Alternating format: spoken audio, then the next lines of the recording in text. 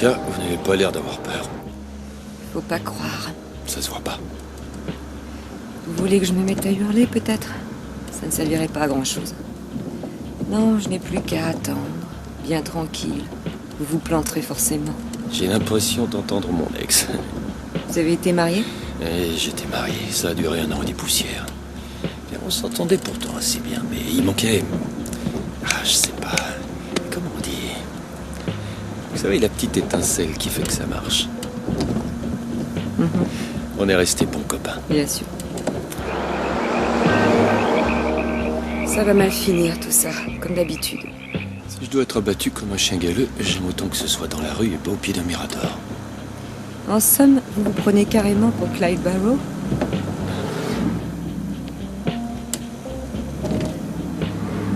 Comme dans Bonnie and Clyde? Oui. Oui.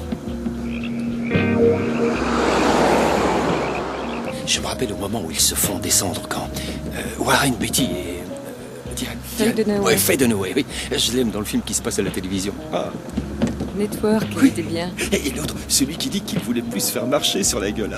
Peter Finch. Ouais, Peter Finch. Je vais pas me laisser... je suis foudrage, je commence à en avoir ras-le-bol. Vous vous rappelez quand ils se font descendre, je me souviens que je me suis dit... tiens, au fond c'est bien de finir comme ça si tu devais choisir. C'est facile de parler avec vous. Je me disais un truc, si on s'était rencontrés dans d'autres circonstances, dans un bar, et je vous aborde, on se met à parler, je me demande ce qui se passerait. Rien du tout. Mais si vous ne savez pas qui je suis... Vous vous empresseriez de me le dire, je parie. Je veux dire, si les circonstances étaient différentes. Non, mais vous plaisantez. Ouais. Un autre film que j'ai bien aimé avec Faye Dunaway, c'est Les 3 jours du Condor. Celui avec Robert Redford, encore jeune. Oui. D'ailleurs, j'ai jamais trouvé plausible leur histoire. Qu'ils craquent comme ça aussi vite l'un pour l'autre. Ah oui? C'est bêtement romantique. But now we come to a period that I call the battle for identity. Lies my grandma told me. Yeah, superstitious devices. Lies my grandma told me. What? Urban mythological rules and bubble mice. Yeah.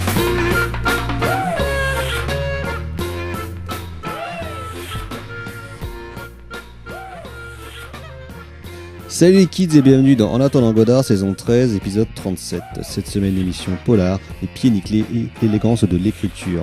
Elmore Leonard, maître du roman noir et un dialoguiste formidable, avait instauré 10 règles d'écriture pour ses romans, dont nombre de scribouillards seraient bien malins de s'en inspirer. Tout pour l'efficacité et la concision, dont la 10e résume les autres. Si ça a l'air écrit, je réécris. Et oui, vous êtes bien dans En attendant Godard, l'émission de cinéma qui allait mieux que les autres. Et donc, vous l'aurez peut-être compris, grâce à ce pré-générique et cette introduction, nous allons parler ce soir d'une réédition chez Rimini de Hors d'atteinte, a.k.a. Out of Sight de Steven Soderbergh, film de 1998 avec George Clooney et Jennifer Lopez, donc adapté d'un roman de Elmore Leonard qui était sorti 2 ou 3 ans avant. Et nous en profiterons pour reparler un petit peu des différentes adaptations de Elmore Leonard au cinéma, car il y en a eu beaucoup à la fois dans le domaine du polar et du western. Et ici on a le temps en fin d'émission, la personne présente avec moi vous parlera un petit peu des choses qu'il a vues à l'occasion de la réouverture des salles de cinéma. Et donc c'est le Dr Erwan. Bonsoir docteur. Bonsoir. À la mise en son de cette émission, il y a Valentin. Bonsoir Valentin. Bonsoir. Donc nous serons les deux seuls présents car les autres nous font faux bond avec cette folie du déconfinement. Il devient finalement un peu plus dur de faire des émissions, c'est incroyable. Hein. Ils font la queue au bistrot là. Oui, voilà, c'est ça. Depuis 3 jours. Voilà, parce que maintenant il faut réserver des places. Bientôt, ça va être comme pour les cinémas, on aura des places numérotées dans les bars. C'est la folie, c'est la chienlit, le chaos dehors. Buvez chez vous. Voilà, buvez chez vous. Enfin, je sais pas, faites comme avant, on avait l'habitude. Où est le problème? Et laissez-nous les bonnes places au bar, quoi. Exactement. Voilà, parce qu'après, nous, on n'a plus de place et on est emmerdés. Donc voilà, donc comme on le disait, donc c'est la réouverture des salles de cinéma depuis 2 semaines, principalement des reprises ou des films qui étaient sortis déjà un petit peu avant le confinement. Donc il y a quelque chose qui vont sortir du coup quand même à partir de demain et dans les semaines à venir. Donc je vais pouvoir faire ce que je n'ai pas fait depuis bien longtemps, donc l'agenda national, agenda des sorties. Et ça commence fort car donc dans le rayon des nouveautés, il y a Chacun chez soi, nouveau film de Michel Larocque, avec Michel Larocque et je me doutais que ça n'aurait pas échappé à ta sagacité. Et avec Stéphane de Groot. Donc voilà. Ça a l'air. Bon, tu iras voir. Enfin, tu me diras. Peut-être pas en salle, mais en tout cas, je pense que je le verrai à un moment donné. Oui, encore que ça fait longtemps que j'ai pas eu de nouvelles comédies françaises. Donc du coup, je t'avoue quand même que un peu en manque. Bah ça me manque un peu. J'ai pas eu vraiment de choses fraîches à me mettre sous la dent. Je pense que tu vas avoir ce qu'il te faut. Oui, je pense cet été, va être riche. Oh oui, parce qu'on en a déjà parlé, mais notamment cet été sort Mystère à Saint-Tropez, anciennement connu sous le nom de Douillou Douillou à Saint-Tropez, écrit par Jean-François Alain, donc de Service de la France et de OSS 117, réalisé par Nicolas Benavou, qui avait fait de l'huile sur le feu il y a une dizaine d'années, mais surtout c'est coécrit et produit par Jean-Marie Poiré, avec Christian Clavier, Benoît Poulvord, Thierry Lhermitte. Oh là là Bref, moi c'est peut-être le film que j'attends le plus de l'été, on va pas se le cacher. J'imagine que c'est ça, ouais, j'imagine que c'est ça. Ah oui, on ira le voir ensemble. Ouais, sûrement, on fera ça. Enfin, voilà, tu me laisses le temps de la réflexion. Oui, bah, de toute façon, c'est pour te préparer à la spéciale Jean-Marie Poiré qui va venir. Ouais, c'est vrai qu'il faut qu'on s'y mette. Faut que je m'y mette. Ouais, t'inquiète pas. Ça sera fait. Ça se fait très bien. Sinon, donc, dans les nouveautés, là, il y a le nouveau film de Céline Sciamma qui s'appelle Petite Maman qui sort aussi demain. Rayon des feel good movies, probablement le nouveau film de Lucas Belvaux qui s'appelle Des Hommes et qui se passe pendant la guerre d'Algérie et qui est précédé d'une très bonne réputation. Et Belvaux, moi, est un cinéaste que j'aime quand même beaucoup en France. En plus, un film sur la guerre d'Algérie, donc ça a l'air quand même, je ne dirais pas chouette, mais en tout cas intriguant. Sinon, il y a un biopic qui apparemment est catastrophique sur Billie Holiday qui sort demain, réalisé par Lee Daniels, le réalisateur du Majordome et de Precious. Ah non, mais ça non. Oui, ça non. Ah, ça sent la subtilité. Et du film où Nicole Kidman fait pipi sur ça c'est Precious. Voilà. Ouais, non, c'est pas Precious, c'est l'autre. Precious, c'est celui avec la petite meuf. Avec la petite grosse noire. Ouais, c'est ça, avec la. Oui, qui a une vie de merde. Voilà, c'est pas sympa la vie. Comment ça s'appelle? Je sais plus comment s'appelle le suivant, mais voilà. Bref. Où elle se fait faire pipi dessus, Nicole Kidman. Et je sais que c'est un traumatisme cinématographique. Je me suis juré que plus jamais je ne regarderai de film de Lee Daniels de ma vie. Oui, moi j'en ai pas vu, mais j'ai clairement pas envie non plus. Donc ça c'est non. Sinon je reprends mes notes, il y a un film inédit de Georges Romero qui sort, The Amusement Park. Ouais, j'ai vu ça aussi. Qui est sorti par Carlotta, je crois.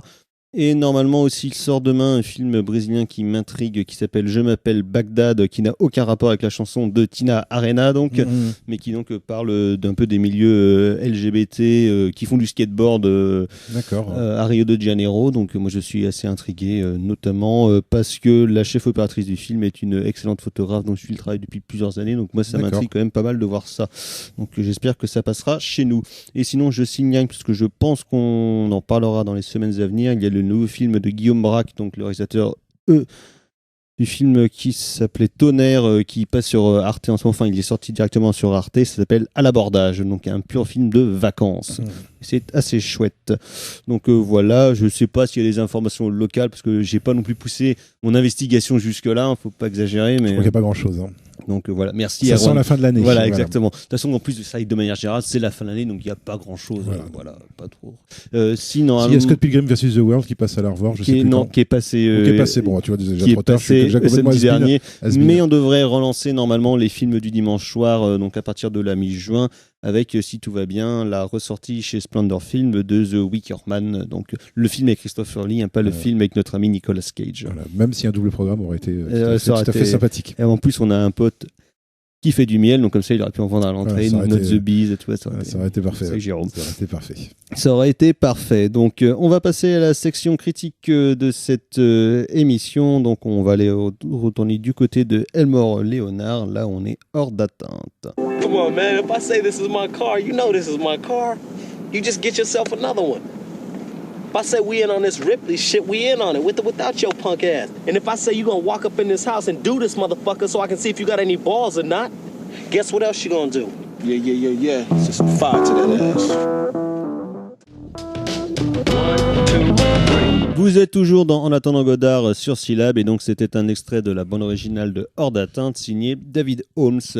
Hors d'atteinte dont il va être question dès à présent à l'occasion de sa ressortie chez Rimini en DVD et Blu-ray. Donc le film de Steven Soderbergh de 1998, c'était son 6e long métrage de fiction à l'époque, puisqu'il avait déjà fait des films plus expérimentaux et des documentaires.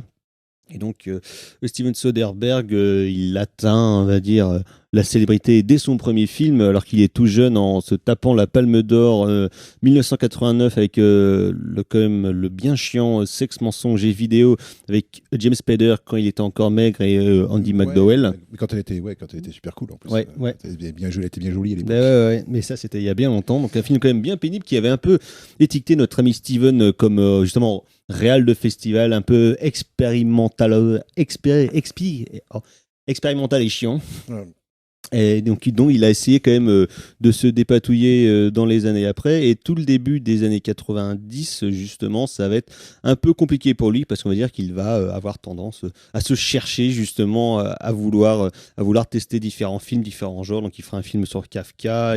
Qui est pas mal dans mon souvenir, Kafka, avec Jeremy Irons. Moi, je l'ai vu il y a très longtemps, ce film-là. Mais là, il se sent un peu emmerdé. Et donc, il accepte une commande, donc, qui est une adaptation d'un livre de Elmore Leonard, donc grand écrivain du roman noir américain qui a commencé dès les années 50 en écrivant des pulps et surtout des westerns qui seront assez vite adaptés, notamment le 3h10 pour Yuma, dont la première version est de qui putain, tu me mets une. C'est bien, merci pour cette demande. Le premier, c'est 3h10 pour Yuma, c'est Delmer Daves. Exactement, c'est ce que je dis. Tu ne m'auras pas cette année brigand. Et la deuxième adaptation, la deuxième, c'est le mec qui a fait Copland. Oui, c'est James Mangold, effectivement, avec Russell quand il était encore maigre et Christian Bale. Voilà, et qui était déjà un peu énervant. Oui, mais c'est pas celui où il en fait trop des caisses. Non, c'est pas là où il est le plus énervant. Même Russell. Oui. Russell, il est bien dans. Il a un super beau chapeau en plus. Je trouve qu'il est hyper classe. Donc c'était une adaptation de Elmore Leonard qui a eu beaucoup d'adaptations. Il a lui-même écrit pour le cinéma.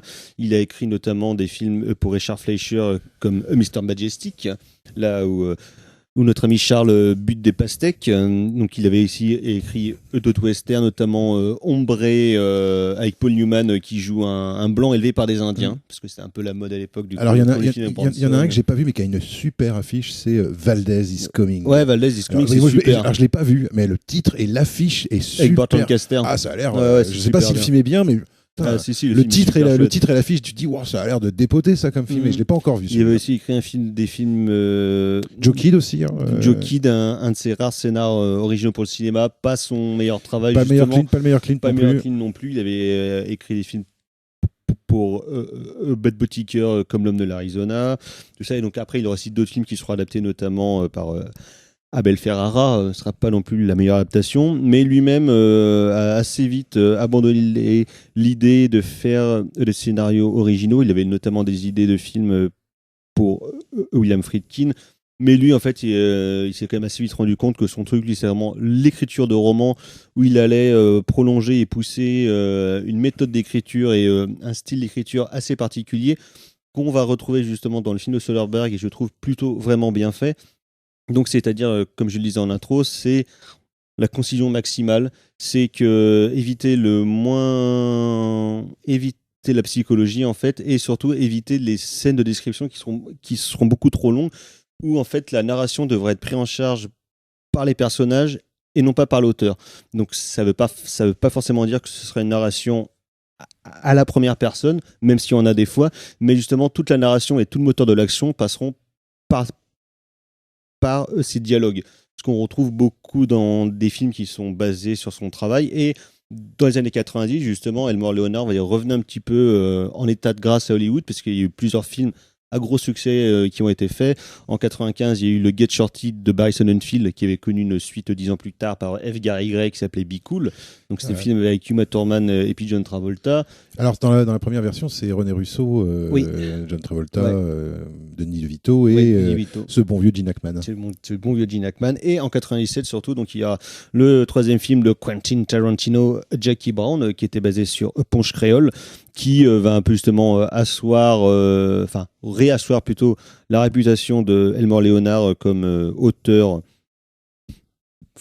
qui peut être viable, on va dire, au cinéma, parce que en plus Cutie est un gros fan de Leonard, il en parlera beaucoup et très bien durant toute la promotion de Jackie Brown, et à peu près en même temps que donc la promotion de Jackie Brown se met en place la production donc de Out of Sight, qui va révéler sur grand écran, on va dire, George Clooney, qui était déjà une star de la télé qui avait joué dans un ou deux films, mais pas très convaincant, notamment Le Pacificateur, où il s'était essayé au film d'action sans grande conviction. Oui, voilà, c'est ça. Mais donc c'était quand même plutôt connu comme étant une star de la téloche, on va dire. C'est plutôt son premier vrai film en fait en tant qu'acteur, où on a commencé à le considérer en tant qu'acteur de cinéma en tout cas. Et il va opposer face à lui Gillo, Jenny from the Block, qui à l'époque était encore actrice, même si elle avait déjà joué dans un truc qui était pâté mais foncièrement sympathique, c'est le Anaconda de Luis Loza. Il faut bien commencer quelque part. Et voilà, il faut bien commencer quelque part, parce qu'on disait quand même, elle commence plutôt bien sa carrière, quoi. Après, elle fait un film avec Oliver Stone, avec U-Turn, tout ça, et en plus, c'est vraiment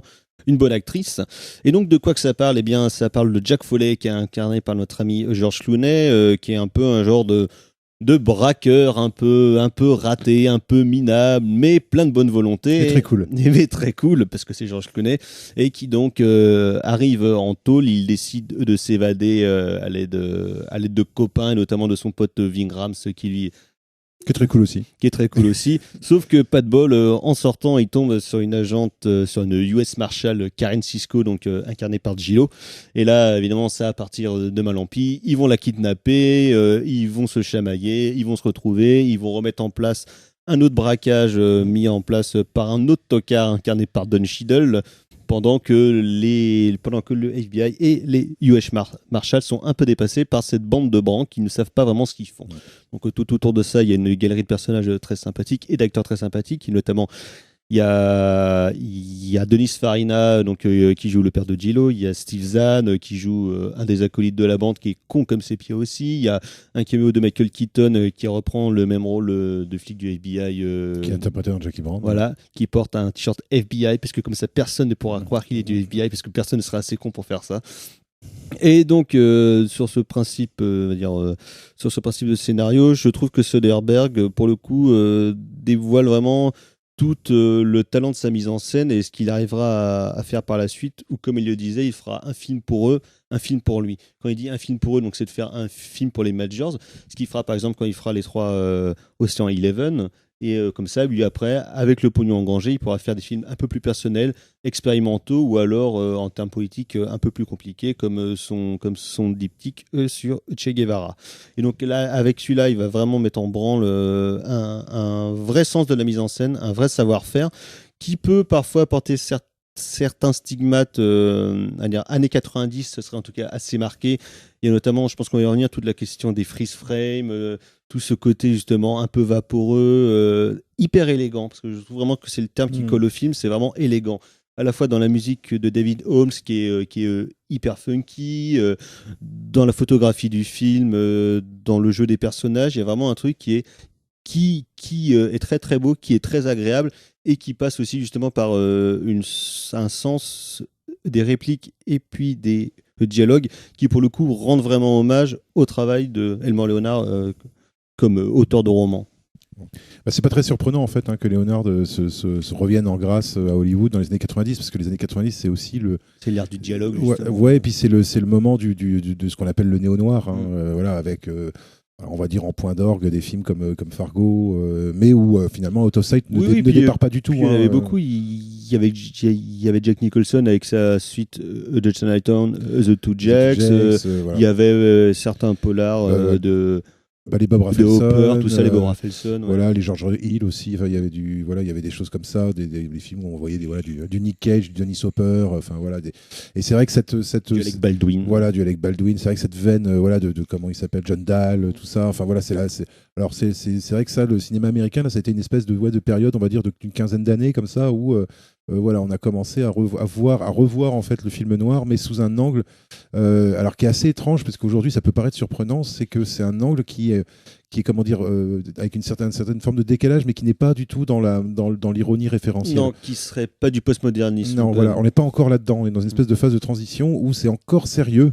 Mais ce sont plutôt effectivement les personnages qui sont pas très sérieux en fait, et c'est plutôt les failles des personnages. On va faire des films de braquage, mais les films de braquage c'est plus la mécanique du braquage qui va être intéressante, ou le côté professionnel comme chez Melville par exemple, ou chez Siegel, ou chez Mann, ou chez Mann.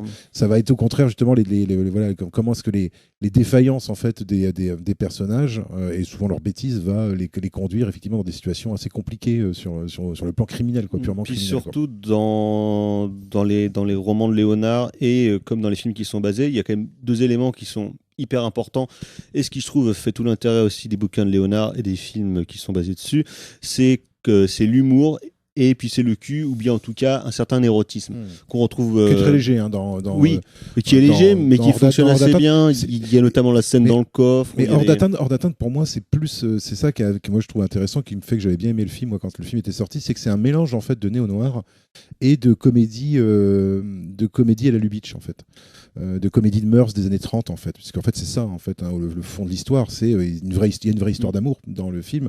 Il n'y a pas de cynisme du tout sur cette histoire d'amour d'ailleurs. D'ailleurs, il n'y a pas de cynisme d'une manière générale. Je trouve qu'il y a de la satire, il peut y avoir du sarcasme, mais il n'y a pas du tout. C'est pas du tout.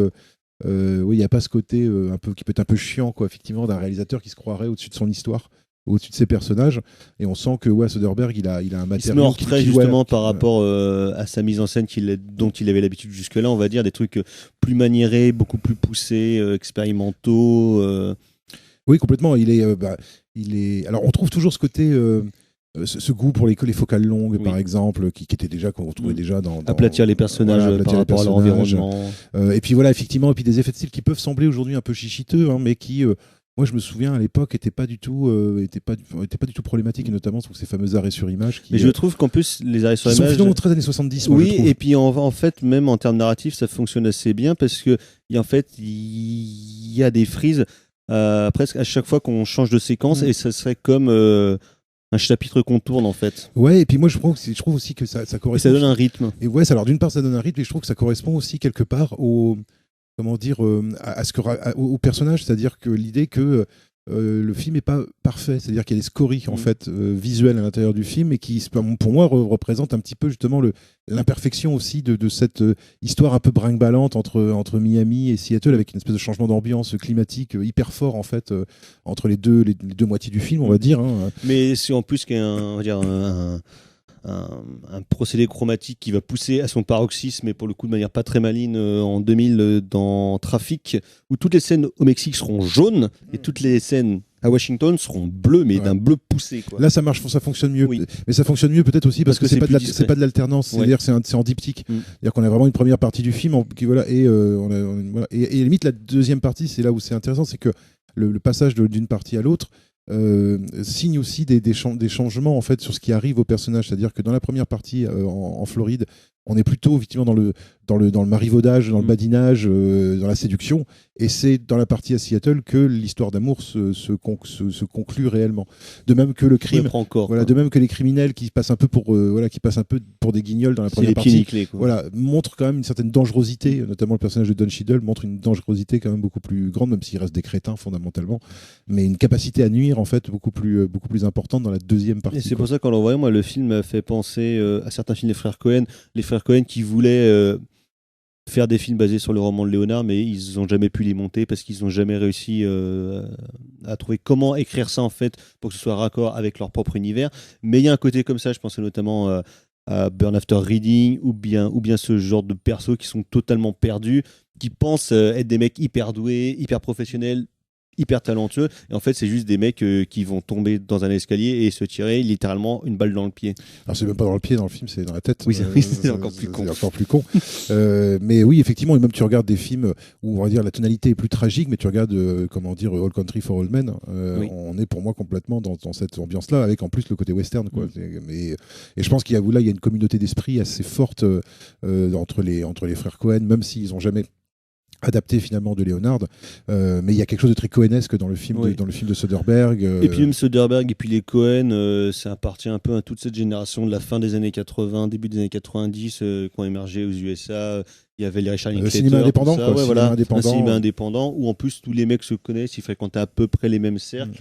Et tu sens que tu as quand même une genre de circulation à la fois dans les comédiens qui vont aller jouer pour eux et un certain état d'esprit. Georges Clooney, parce que voilà, s'il y a bien un acteur que partagent les frères Coen et Soderbergh, c'est bien Georges Clooney qui, grâce à ses réalisateurs, a réussi à se trouver une vraie persona d'acteur, justement, d'espèce de néo-Cary Grant, en fait, de mec hyper cool, hyper séduisant, mais avec justement un certain nombre de failles. Un côté maladroit. Et une dimension comique, voire burlesque, d'ailleurs, dans certains films des frères Coen, ça va assez loin, dans la déformation du visage, et je pense qu'effectivement... Dans les répliques à la con, dans les mimiques... C'est ce qu'il a fait de plus intéressant, en tout cas en tant qu'acteur, à mon avis, c'est sûrement avec ces deux réalisateurs-là. Parce que aussi, je pense que les frères Coen et Soderbergh partagent, même si Soderbergh est probablement plus jeune que les frères Coen, un petit peu plus jeune. Mais ils partagent par contre, une espèce de côté digéré des références. C'est-à-dire qu'on n'est pas du tout dans la citation, dans le clin d'œil. C'est assez différent de Tarantino quand même si effectivement entre Jackie Brown, on retrouve un peu aussi dans Jackie Brown cette mécanique du pire qui est à l'œuvre chez les frères Coen comme chez Leonard. Mais c'est vrai qu'il y a ça c'est quelque chose que j'apprécie assez, c'est-à-dire que tu vois pas les citations, tu cites, tu dis ça fait penser à ça, ça fait penser à ça, mais on n'est pas du tout on n'est pas du tout dans la citation postmoderne, on est vraiment pour moi dans un cinéma de transition entre, on va dire, le cinéma, ce qu'on pourrait appeler le cinéma moderne des années 60-70 et puis le cinéma des années 2000 qui va devenir beaucoup beaucoup plus référentiel, voire mono-référentiel, ce qui, quand c'est Tarantino, passe plutôt bien, ce qui, quand c'est d'autres... quand c'est des Ken Williamson, tout ça, tout de suite, ou des Guy Ritchie, ça devient justement un peu plus lourd, et c'est surtout, ça devient plus lourd en termes d'écriture et en termes de style aussi. Parce que là, justement, il est pas effacé, parce qu'il a un style qui se voit, mais justement, c'est beaucoup plus élégant, ça paraît beaucoup plus facile. Et justement, je trouve que moi, ça me fait penser à l'écriture de Elmore Leonard, justement, parce qu'il y a ce côté, on s'efface, où finalement, le style doit être un peu plus discret que ça, quoi. C'est-à-dire qu'il ne faut pas en faire des caisses dans les mises en scène. Et pour moi, la réapparition de Michael Keaton, je pense que le fait de reprendre Michael Keaton pour le même rôle, je pense que c'est pas totalement hasard au-delà du clin d'œil à Jackie Brown. Je pense que ça va plus loin. Surtout, c'était un clin d'œil pour un film qui était sorti moins de 6 mois avant. Donc, et je trouve que ça donne l'impression de ce qu'on pourrait appeler un Leonard-verse, c'est-à-dire l'idée qu'il y a une circulation entre les histoires. Avec des personnages qui peuvent réapparaître et ce qui n'était pas si courant que ça à l'époque. En général ça se fait pas trop justement pour des questions de droit, c'était Miramax qui avait autorisé Universal à réutiliser le même personnage. Tu vois, c'était pas si courant que ça de créer justement des relations, sachant que tu vois par exemple un autre auteur comme Stephen King qui lui dans sa littérature a assez rapidement quand même créé des systèmes de connexion.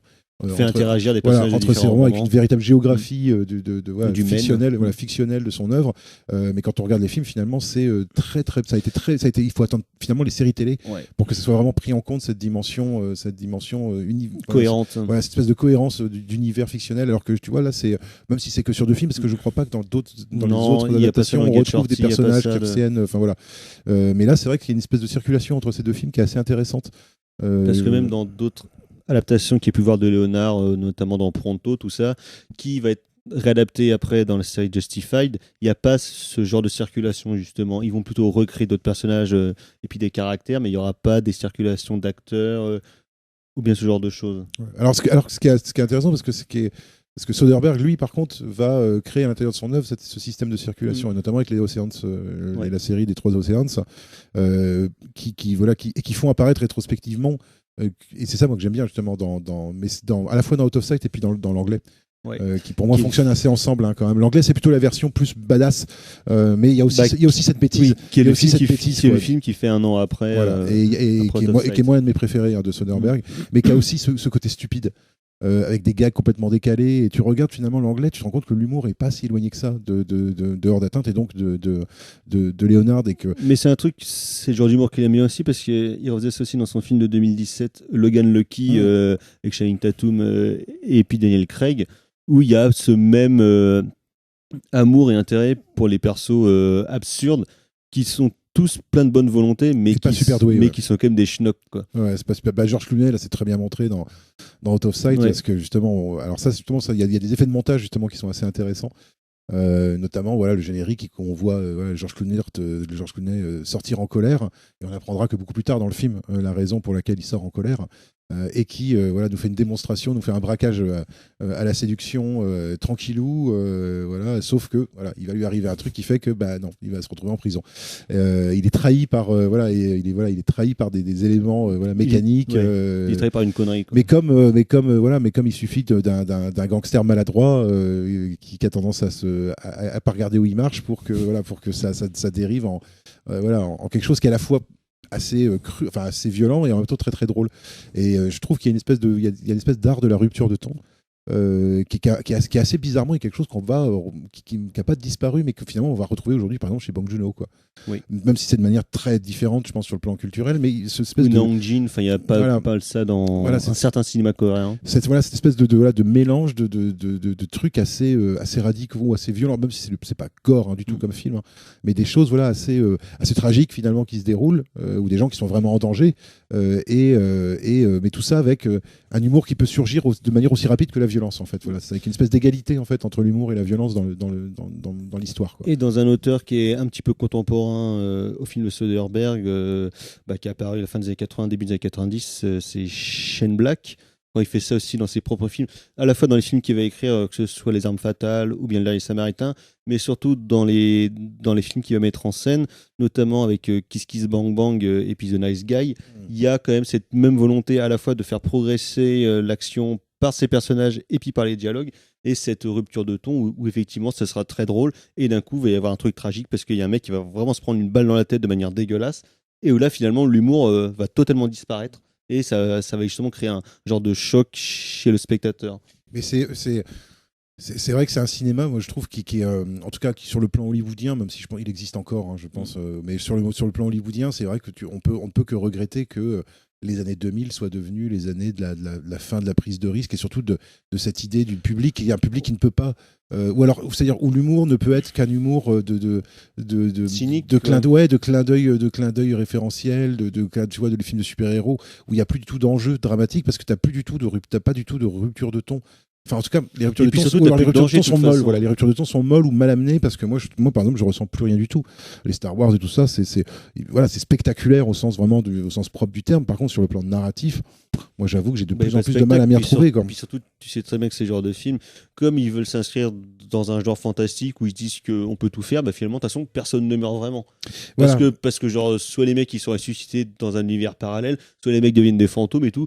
Donc finalement, mais qui meurt, c'est pas grave, quoi. Disons, voilà, ça n'a pas forcément. Voilà, il n'y a plus de tension dramatique. Il y a une virtualité, il y a une virtualité perpétuelle en fait qui fait que on n'a plus, c'est beaucoup plus difficile de produire justement ce genre de rupture de ton que le néo-noir permet justement, et qui, moi, est une raison pour laquelle j'apprécie beaucoup ça. C'est justement ce mélange de.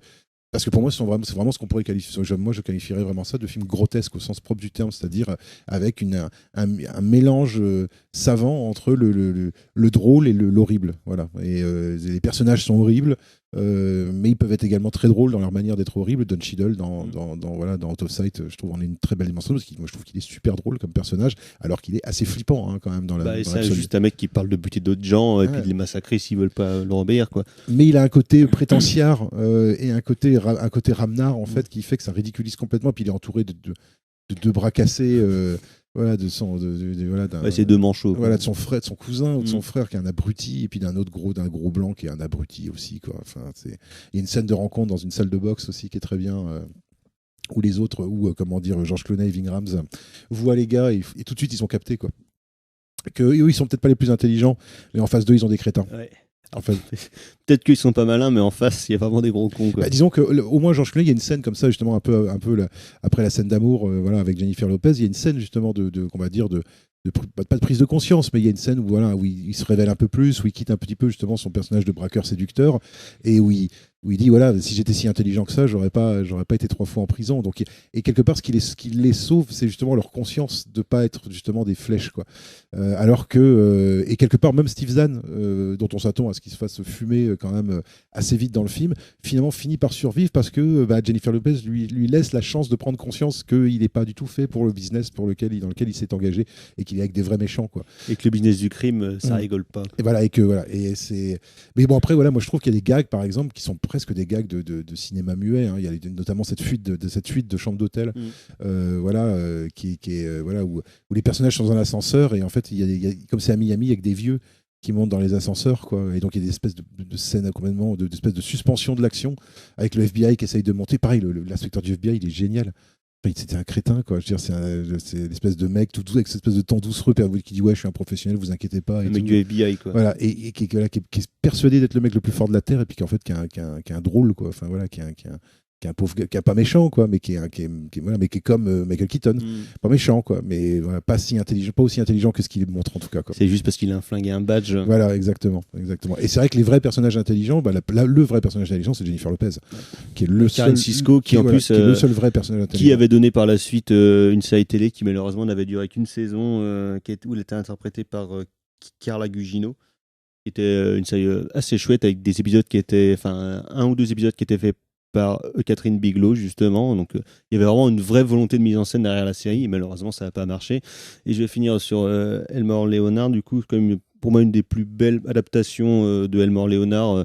C'est une série qui a duré entre 2010 et 2015, qui s'appelle Justified, donc qui a été créée par Graham Yost et qui est basée sur plusieurs nouvelles de Elmore Leonard, notamment Fire in the Hole et puis Pronto, qui avait déjà été adapté à la fin des années 90 avec Peter Falk, un film qui était un peu moyen, mais il y avait quand même beaucoup de choses sympathiques, et où là donc ils vont prendre les persos des nouvelles, ils vont en créer de nouveaux évidemment pour pouvoir créer une genre de mythologie du Kentucky et un peu étendre un petit peu tout l'univers de Elmore Leonard. Et je trouve qu'ils arrivent totalement à garder l'esprit de Elmore Leonard, à la fois dans des dialogues qui sont hyper drôles, qui sont hyper ciselés, des vrais personnages qui sont pour le coup certains de vrais professionnels, mais qui sont empêtrés qui se mettent dans toutes les emmerdes possibles. Et évidemment, ils vont faire foirer plein d'enquêtes et puis plein de trucs dans le genre.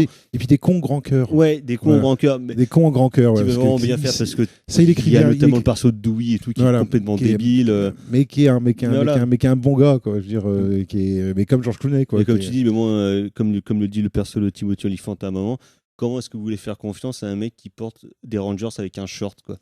Bah oui, non mais voilà, et c'est exactement ça. Alors des séries, alors je crois que moi j'ai vu qu'il y avait il y a eu une série Get Shorty, j'ai vu ça. Oui, que j'ai pas vu, je sais pas du tout ce que ça vaut, mais voilà, je sais qu'il y a eu 3 saisons, 4 saisons de cette série-là. Donc voilà, peut-être que Leonard, comme finalement King, se reviendra par la petite porte, enfin par la porte télévisuelle, parce qu'il a un univers assez large pour ça. Et puis surtout quand il a quand même beaucoup de romans, il est mort en 2013 là, mais il y a encore beaucoup de choses qui sont pas adaptées.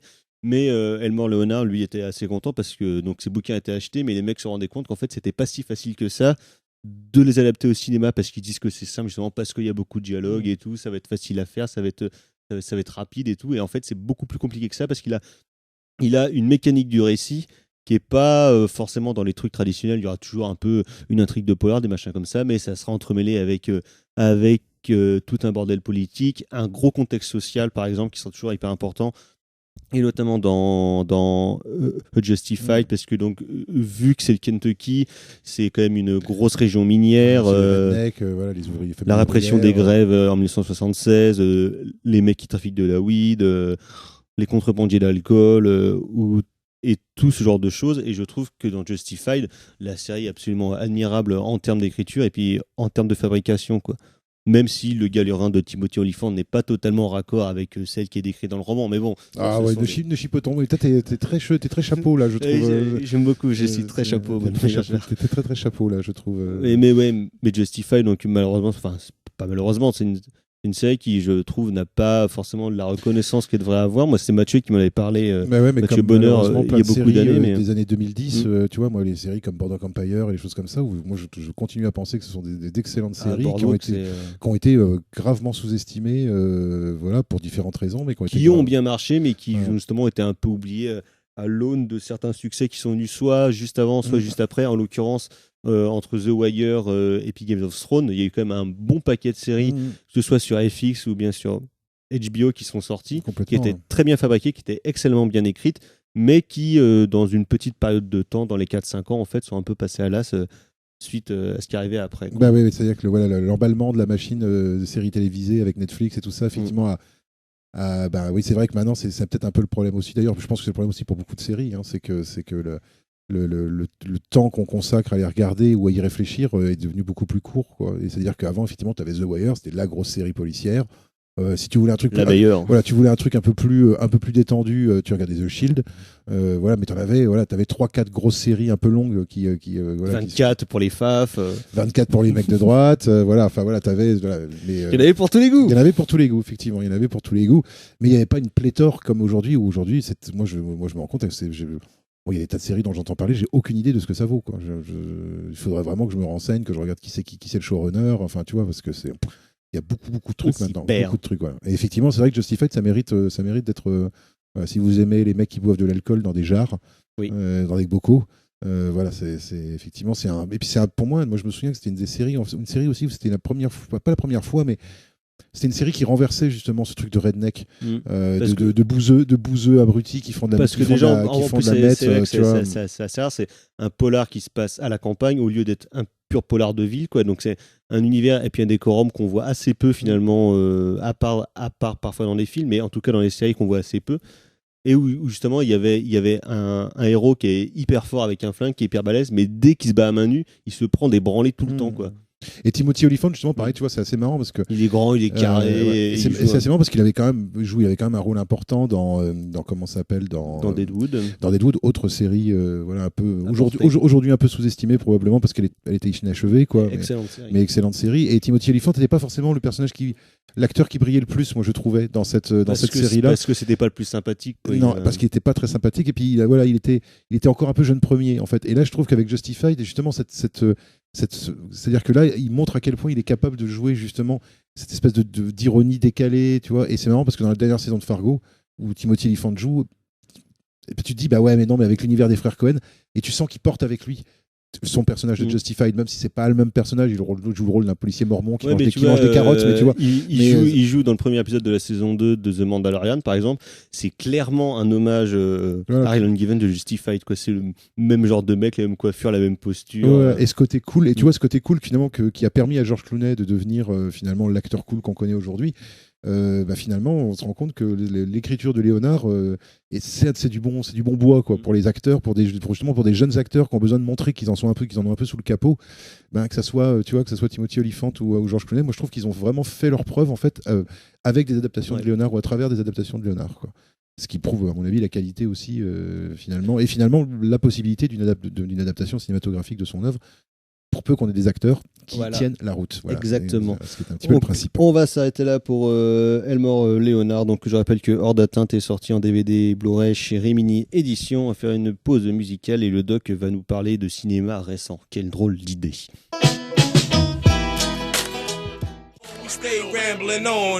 Vous êtes toujours dans En attendant Godard sur Syllab, et donc c'était Gangsta Grass featuring Erson avec Gunslinging Rambler, donc extrait de la bande originale de Justified.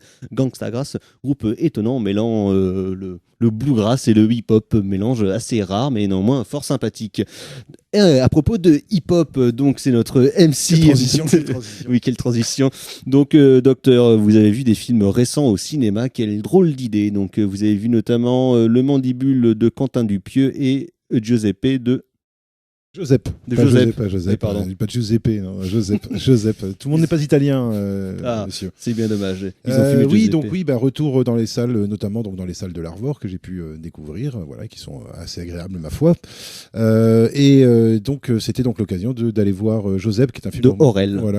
Qui est un film dont on m'avait parlé, qui est un cas assez, qui est un film pas marrant, sur un gars qui a vraiment existé, qui s'appelle Joseph Bartoli, qui est un artiste, qui est un peintre.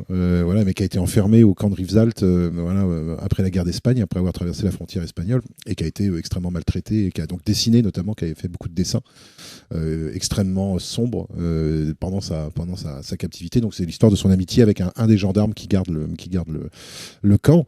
C'est un film assez curieux, puisque c'est de l'animation, mais c'est vraiment c'est peut-être moi ce que j'ai vu de plus proche de ce qu'on pourrait appeler une BD animée, beaucoup plus qu'un film d'animation. C'est-à-dire que le but du jeu n'est pas forcément de montrer tous les mouvements. Par exemple, il y a beaucoup d'effets, de fondus enchaînés, de choses comme ça. Il y a beaucoup de fixité finalement à l'intérieur du cadre, mais par contre avec une narration, des cadrages, une présence du dessin qui est très très importante.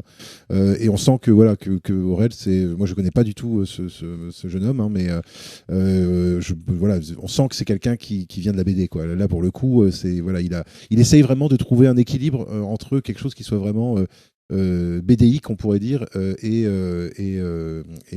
du cinéma, avec le concours de pas mal de gens cool, puisque dans les voix il y a François Morel, il y a je sais plus trop qui d'autre double, mais il y a du monde dans le comment dire, il y a Bruno Solo, il y a Thomas VDB, enfin voilà, plein de gauchistes. Plein de gauchistes qui viennent prêter leur voix, et c'est plutôt convaincant, même si c'est pas du tout un film pour enfants, et que ça reste un film assez adulte, mais moi j'ai trouvé que c'était un joli film justement sur la captivité, sur l'enfermement, et évidemment sur le pouvoir libérateur de l'art, bien évidemment. Et avec toujours ce côté, moi j'ai beaucoup de sympathie pour la République espagnole, et pour les anarchistes, et pour le POUM et tout ça. Moi j'ai toujours. Tu me rassures. Parce que pour moi c'est une vraie destinée tragique de gens bien, même si évidemment il y a eu des exactions, des machins, mais pour moi une tentative d'utopie qui a été écrasée sous la botte, et qui est le prélude évidemment à ce qui va se passer ensuite en Europe. Tout ça, c'est encore la faute des staliniens. Voilà, exactement. Et donc dans un autre genre, alors complètement différent, Mandibule de Dupieux, un peu plus funky peut-être. Ouais, alors que vraiment c'est la récré, c'est-à-dire que c'est on est moins dans la prise de tête que réalité. C'est moins théorique que Vrong, Yvon Cop, c'est moins. Voilà, c'est avec les gars du Palmacho, donc c'est finalement assez palmachoïen finalement comme truc, mais avec ce côté, réalisme étrange de propre à Quentin Dupieux. C'est un film très lumineux puisque ça se passe dans le sud de la France, donc c'est très très lumineux, et c'est pas du tout grinçant comme Le Dain. Là on sent que c'est vraiment la récré, quoi. Il se repose, il a deux acteurs qu'il aime bien filmer. Les deux acteurs sont cons, les personnages sont cons comme des balais. Ils parlent en plus comme des mecs de 15 ans des années 90, ce qui est toujours en roulant dans des vieilles Merco des années 90. Moi qui. Et toi, ça te parle. Moi qui suis un enfant, moi qui suis un enfant des années 90, forcément. Un adolescent, même, ça me parle forcément. Et puis avec des tas de second rôles, notamment Adèle Rastapopoulos. Je suis désolé. Exarchopoulos, désolé, j'ai du mal vraiment. Qui était déjà très bien. Et qui est très drôle. Dans un registre comique, dans La Flamme, la série de Jonathan Cohen. On peut pas dire ce qui se passe, mais elle a un tic verbal dans le film qui est. J'avoue que moi j'ai beaucoup ri dans la salle parce que je m'attendais pas du tout à ça. Et donc voilà. Et parfois, il y a des gags un peu bizarres. Un mec qui s'appelle Michel, qui a un majordome qui est joué par le même acteur que le mec qui joue Michel. C'est-à-dire que les mecs sont jumeaux, mais ils jouent comme s'ils n'étaient pas jumeaux. C'est très très curieux. Il y a un mec qui ouvre la porte. Il y a Michel, oui, d'accord. Il l'amène dans un bureau, et là il y a le même acteur derrière un bureau en costard, et qui joue le fameux Michel. Donc toujours des gags, des gags idiots, et puis cette grosse mouche qui est faite quasiment entièrement en animatronique. À part pour les plans larges où c'est et c'est plutôt convaincant. Elle est plutôt sympatoche, cette mouche, et moi je l'ai trouvée très sympa. La mouche. Et les tentatives pathétiques de nos deux héros pour essayer de faire en sorte, parce que leur projet c'est quand même de faire en sorte que la mouche puisse aller voler des choses pour eux. genre de la bouffe, tu vois, de l'argent, des trucs comme ça. Ils sont pragmatiques. Hein. Et voilà. Et donc là, les tentatives un peu pathétiques d'élever, de dresser cette mouche. Voilà. Si vous aimez les films idiots. Voilà. Et si vous aimez le Palmacho, ce film est fait pour vous. Si vous êtes plutôt d'humeur Festival de Cannes, film en noir et blanc, check de 3 heures, passez votre chemin, vous risquez de trouver ça un poil léger. Voilà. Mais moi, j'avoue que pour une reprise au Cinoche, moi, je trouvais ça très bien. Très agréable. Je trouvais ça tout à fait agréable, moi, personnellement. Très bien, merci, docteur. On va passer au coup de cœur. Tout à coup, Jean-Michel Mimosé... C'est de la merde. C'est de la merde. Je voudrais que tout le monde s'imprègne. Merde. Tout le monde s'imprègne de cette... C'est vraiment la plus grande merde des merdes. Donc, docteur. Alors, c'est à moi à nouveau. Le coup de cœur, ça sera toujours pour rester, même si c'est totalement un hasard, mais finalement pour rester pas si loin que ça d'Elmore Leonard. Ça sera la 4e saison de Fargo, qui pour moi décide définitivement une des meilleures séries actuelles, qui je pense sera aussi une série sous-estimée, je pense, parce que finalement, quand j'en parle autour de moi, je me rends compte qu'il y a assez peu de gens qui ont vu. On en parlait beaucoup de la première. Et puis alors que justement, c'est une série qui je trouve creuse un sillon assez intéressant au fur et à mesure, avec toujours ce truc très frère Cohen du mélange de la bêtise et de la cupidité qui mène au crime. Et où donc là c'est... Et à chaque fois, il réexplore un film des frères Cohen. Là, c'est plutôt Miller's Crossing qui réexplore avec des petits bouts de Arizona Junior et des petits bouts de The Barber. C'est essentiellement Miller's Crossing. Mélange quand même. Voilà. Et ça donne des choses plutôt intéressantes, même si je pense qu'il y a quand même... Parce que la longueur est très inégale d'un épisode à l'autre, et je me demande quand même s'ils ont réussi est-ce qu'ils ont réussi à tout tourner, parce que ça s'était arrêté pendant le Covid. Et notamment, alors pour les amateurs, il y a une scène qui se déroule, il y a une scène de fusillade qui se déroule dans le même décor que dans Les Incorruptibles de Brian De Palma. C'est le même décor. Je pense que c'est la gare de Chicago toujours. Ouais. Ça se passe pas à Chicago, ça se passe à Kansas City, mais c'est le même décor, sauf que ils investissent pas les mêmes espaces à l'intérieur du décor. Voilà. Mais voilà. Et cette scène-là, je pense que c'est une scène qui devait être, à mon avis, beaucoup plus spectaculaire, qui est beaucoup plus ramassée en fait dans la version finale. Peut-être que c'est comme Les Incorruptibles, qui est beaucoup plus spectaculaire, et en fait ils s'étaient retranchés là-dessus. Tu retrouves un peu le même truc. Enfin, voilà. En tout cas, j'ai beaucoup apprécié de retrouver ce décor où je me suis dit, j'ai reconnu tout de suite, je dis l'escalier, la rampe, et rien n'a changé. Rien n'a changé depuis 86. C'est beau l'Amérique. Ouais. Alors moi, à propos d'Amérique, ce sera un film de Richard Fleischer avec Robert Mitchum en 1956 qui s'appelle Bandido, où notre ami Robert joue un trafiquant d'armes pendant que des Mexicains se tirent dessus. Donc lui, il se balade avec son costume blanc, et il prétend ne pas prendre part, mais finalement, évidemment, par romantisme et par bonté d'âme, notre bon vieil ami Robert va aller foutre le sbeul là-dedans, et ça dure 1h25, c'est tout à fait agréable, il n'y a pas un pet de gras, et Robert est absolument merveilleux. Donc, une fois plus, Richard Fleischer, toujours impeccable. On va s'arrêter là, on se retrouve la semaine prochaine pour parler une émission spéciale sur un film culte qui fête ses 35 ans. Donc voilà, attention, c'est la surprise, mais en tout cas, vous allez voyager down under. Voilà, la semaine prochaine. Merci à Valentin pour la technique, merci docteur. Prochaine émission, prochaine édition. Ciao, bonsoir. Salut.